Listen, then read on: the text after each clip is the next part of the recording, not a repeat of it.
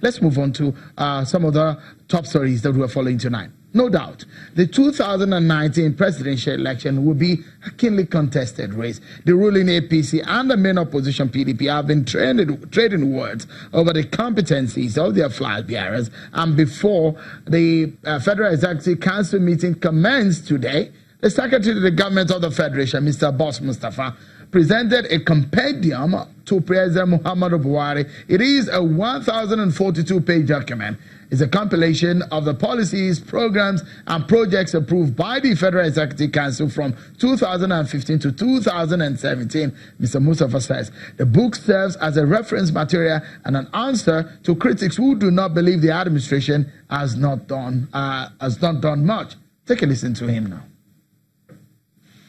The 1,042-page document is a valid and vivid proof of the giant strides recorded by this administration under the focus and purposeful leadership of Your Excellency. The pictures therein speak louder than words. Indeed, the documentation buries the false perception in the public space planted by our political opponents that not so much has been recorded by this administration in project implementation. We expect more of such falsehood to continue with intensity, and it underscores the need for us to publicize the achievement of this administration. So that's a premise for us to begin tonight's conversation. What has the APC done? The PDP says it wants to remove the ruling party from prominence at the center. Let's talk about the race, the primaries, and the outcome, and the 2019 elections.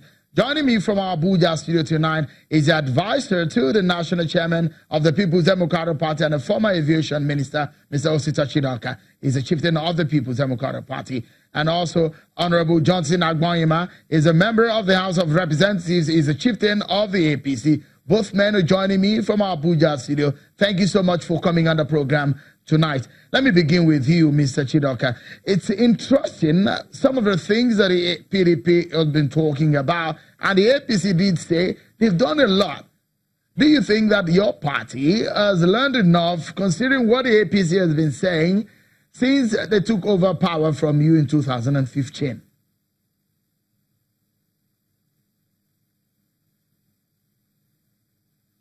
Well, thank you very much.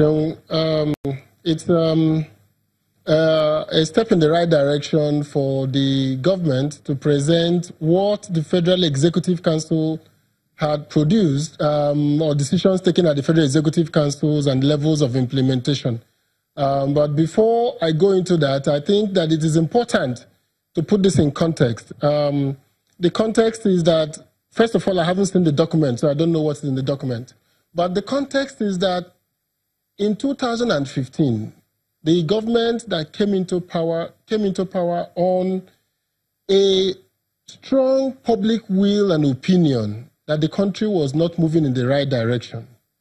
The APC postulated that the country was broken, divided, insecurity, people are dying, the economy is bad, the economy has deteriorated under the PDP, and there was nothing done in the past 16 years. Now, 3 years after that government has come into, has been in power, it's been now 3 years plus going to the fourth year, what we hear about is the decisions taken by the Federal Executive Council. But what Nigerians feel is the outcomes of this government. The outcomes is that more people have been killed by herdsmen-farmers clashes, cattle rustlers in the northwest and in the northeast and the middle belt. What we do know is that our foreign exchange has gone from less than 200 naira to 360 naira in the period the government is in office. What we also know is that despite the effort to be a transparent government and the premise of anti-corruption, we are seeing a government that till date, no government agency of repute have done a public recruitment of its staff. People have not applied, tested, and taken, and results published. So we haven't seen any transparency. Despite all the issues bedeviling the country, the number of children out of school in Nigeria, in the northwest and in the northeast of Nigeria, we have an average of about 30% out of school. children out of school. If you put that to the national average of about less than 20-something%, we still haven't heard and we haven't seen any effort to bring these children to school. Now, in the 16 years that PDP has been in office, one example I readily give to people is that if you look at the Northwest, or if you look at even most parts of the country, you see what we call now federal medical centers. You can point to the federal medical centers that were built by the PDP across the country.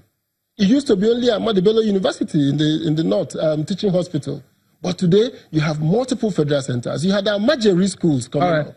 So what we are talking about is in resolving the specific problems of Nigeria, of education. Hold the thought for a moment because we need to take this break. And when we come back, we'll dissect other issues on capacity, the interests of Nigerians, where some governors of the APC met with President Buhari and they are confident about how they will campaign for the APC come 2019. Join us again, everyone.